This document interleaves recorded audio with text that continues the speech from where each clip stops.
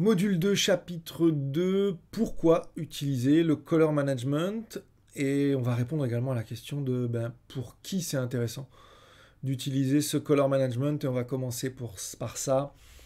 À mon sens, ça devrait être maîtrisé vraiment par tous les créateurs vidéo. Tous ceux qui veulent avoir un impact de leur image sur leur audience, en s'offrant la possibilité tout simplement de comprendre comment cette couleur, elle va être perçue sur les différents types de supports qu'il existe. Aujourd'hui, on va y venir, mais vous le savez, on a différents constructeurs de caméras avec chacun leur espace de couleurs qui sont vraiment bien à eux. On a des espaces de couleurs informatiques qui sont bien spécifiques pour telle ou telle utilisation, hein. C'est pas pareil si on l'utilise pour le web ou le cinéma, par exemple. Et dans une autre mesure, on a également les supports eux-mêmes, hein.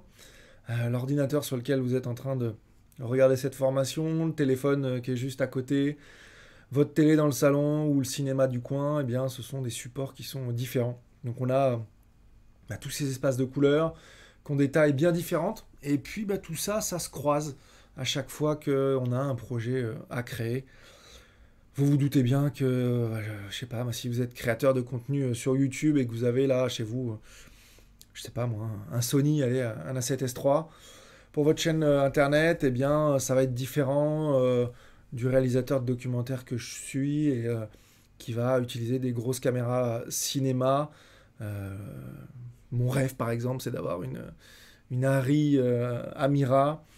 Voilà, donc vous, dans votre cas, vous allez utiliser le profil colorimétrique du Sony, peut-être un S-Gamut 3 avec un transfert de fonction S-Log 3, voilà, et puis que vous allez convertir ensuite en Rec 709 Gamma 2.4, parce que vous allez sortir sur le web, et moi, dans mon cas, j'aurai du Arri, voilà, Log C3, pour sortie colorimétrique, si mon documentaire va au cinéma, qui sera un DCI-P3. Donc vous voyez que... Et entre les deux, en plus, on aurait... entre l'espace de couleur en entrée et l'espace de couleur en sortie, on aurait celui de la timeline de travail, on y reviendra.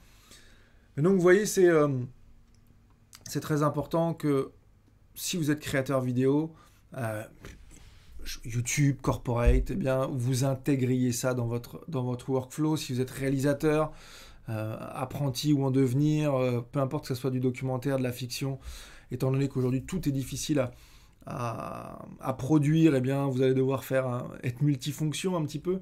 Donc c'est intéressant pour vous aussi, si vous êtes monteur, d'arriver à manipuler toutes ces datas. Ça va être intéressant si vous êtes compositeur d'effets spéciaux, hein, si vous vous dirigez vers la 3D, et peu importe que vous utilisiez Fusion en natif sur DaVinci ou un autre logiciel, c'est pareil. Et puis bien évidemment, tous ceux qui veulent approfondir leurs connaissances en étalonnage, vous êtes quasiment obligé de connaître ce color management. Donc voilà pour qui, à mon sens, c'est fait. Pourquoi on va utiliser le color management? J'ai mangé un petit peu la leçon numéro 2 sur la fin de la leçon numéro 1. Et comme on l'a vu, ça va nous permettre d'introduire une sorte d'automatisation dans notre travail. Et donc je disais, si on a 100 clips à étalonner pour notre projet, on va vraiment être content que le système il puisse convertir chacun de nos clips dans le même espace de couleur de travail. Et à juste titre, moi qui fais du documentaire, les différentes caméras qui peuvent être présentes sur un même projet, le color management, ça permet d'homogénéiser le tout. Alors attention, ça ne veut pas dire que le logiciel va tout faire, et on le verra, et que ça va nous priver de créativité. Non, pas du tout. Ça veut dire que c'est un allié, et ça m'aide à avoir une base solide, vraiment dans la construction de mon projet. Parce que vous l'avez compris, on a d'un côté l'espace de couleur de la caméra en entrée, on a ensuite l'espace de couleur dans lequel on veut travailler, et puis en sortie, on aura également l'espace de couleur dans lequel je veux que mon projet soit exporté. Il y avait une conférence d'un Américain, un étalonneur américain, qui s'appelle Cullen Cully, qui disait un jour, et j'avais beaucoup aimé, qui disait d'une manière simple, le color management, c'est transformer ce que ma caméra peut voir en ce que mon écran peut voir. Et le jour où j'avais entendu ça, ça m'a beaucoup plus éclairé que ce que j'avais pu apprendre en cours. Et ça avait été une analogie qui était très intéressante, donc je me suis permis de la reprendre. Dit d'une manière simple, je répète, le color management, c'est transformer ce que ma caméra peut voir en ce que mon écran peut voir. Ben oui, parce que si j'ai je sais pas moi, une caméra noir et blanc, ben j'ai beau avoir un écran couleur, ben ça va être compliqué pour mon écran d'inventer ces couleurs. A l'inverse, si ma caméra elle est en couleur et que mon écran il est en noir et blanc, bah, c'est la même chose. Impossible pour moi de retranscrire mon idée artistique.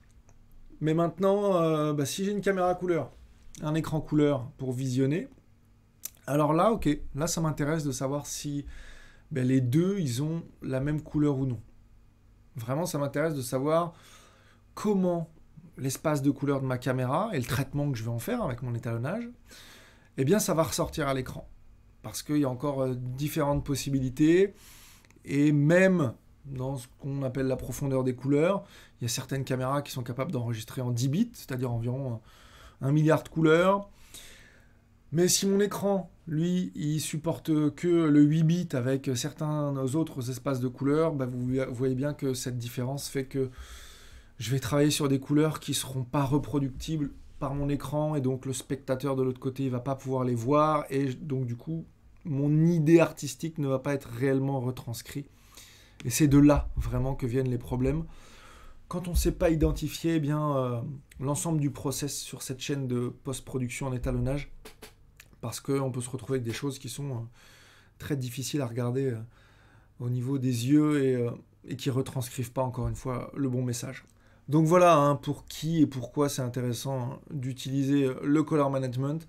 Et on va aller maintenant voir le chapitre 3 sur les gamutes, les espaces de couleurs.